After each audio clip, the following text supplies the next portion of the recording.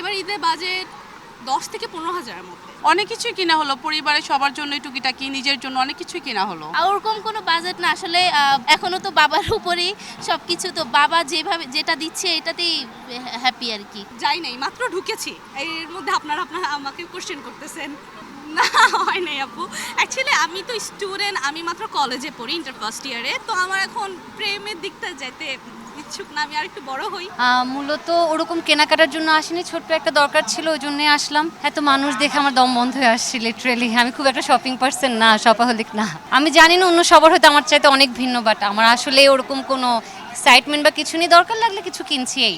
আমি অবশ্য দরকারে কিনি, যখন কিছু দরকার হয় তখনই কিনি, সেটা ঈদ হোক, পূজা হোক, আবার নর্মাল কোনো সময় হোক, যখন কিছু দরকার হয় তখন কিনি। এই যেমন এখন ছোট্ট একটা জিনিস দরকার ছিল, চলে আসছে, এটা নিয়েছে, চলে যাব। আমার ফ্রেন্ড হচ্ছে কলিগ ভেতরে ঢুকেছে, ওখানে আমার দম বন্ধ লাগছে এত মানুষে, আমি বেরিয়ে আসছি। এখনো মাত্র ঢুকলাম, দেখি এখন কি কিনা হয়। শপিং দেখবো কি আনা হয়েছে নতুন কালেকশনের মধ্যে, তো ওটা অনুযায়ী কিনা হবে। ঈদে কি মেয়েদের শখ, যেগুলা ড্রেস, মেকআপ, শুজ, ব্যাগ। আমার এবার ঈদের বাজেট 10 থেকে 15 হাজারের মধ্যে। দেখবো, মার্কেটে মাত্র আসলাম, তো যেটা ভালো লাগবে ওইটাই কিনবো। 5,000 বা 6,000-এর মধ্যে, এর বেশি আমি যাবো না, ইচ্ছাও নেই। না, আমি এখনো যাই নাই, মাত্র ঢুকেছি, এর মধ্যে আপনারা আমাকে কোশ্চেন করতেছেন। জি। না, অ্যাকচুয়ালি আমার পছন্দের মানুষটা নেই। জি।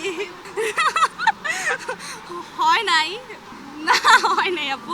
অ্যাকচুয়ালি আমি তো স্টুডেন্ট, আমি মাত্র কলেজে পড়ি, ইন্টার ফার্স্ট ইয়ারে। তো আমার এখন প্রেমের দিকটা যেতে ইচ্ছুক না, আমি আর একটু বড় হই, ভার্সিটিতে উঠি, তারপরে যদি প্রেম করা হয় তাহলে, না হলে এখন ইচ্ছা নেই। আপু, আমি মাত্র মার্কেটে আসছি, আমি এখনো দেখি নাই, সেটা সত্যি।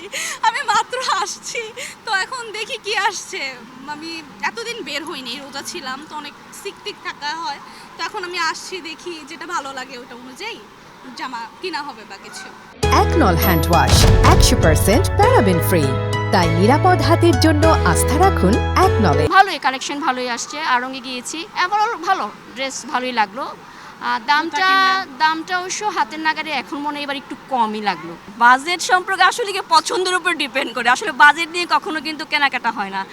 দেখলাম আমরা, দেখা যাচ্ছে যে একটা জিনিস চিন্তা করছি, কেনা হয়ে যায় আরেকটা। বাজেট আসলে আমার সেরকম কিছুই নাই। আমি আসলে আমি আড়ং থেকেই আমার বেশি কেনা হয়েছে। আমি আড়ং থেকে 2টা ড্রেস নিয়েছি। আজকে শুধু শু কিনা হয়েছে, আর একটি বাইরে পরানো একটি জামা কিনবো, তারপর গহনাগাটি কিনবো, লিপস্টিক এগুলা কিনবো, পার্টি ফ্রক টাইপের। না, কিনতে যাবো আজকে। অনেক কিছুই কিনা হলো, পরিবারের সবার জন্য টুকিটাকি, নিজের জন্য অনেক কিছুই কিনা হলো। আমার কাছে মনে হয় পাকিস্তানি ট্রেনটাই সবচেয়ে উন্নত। পাকিস্তানি ট্রেনটা এখনো ধরেই আছে। আমার কাছে বাস্তবতা পাকিস্তানি ড্রেস খুব ভালো লাগে। পরিবারের মানুষের জন্য কিনেছি, আরও কিনছি।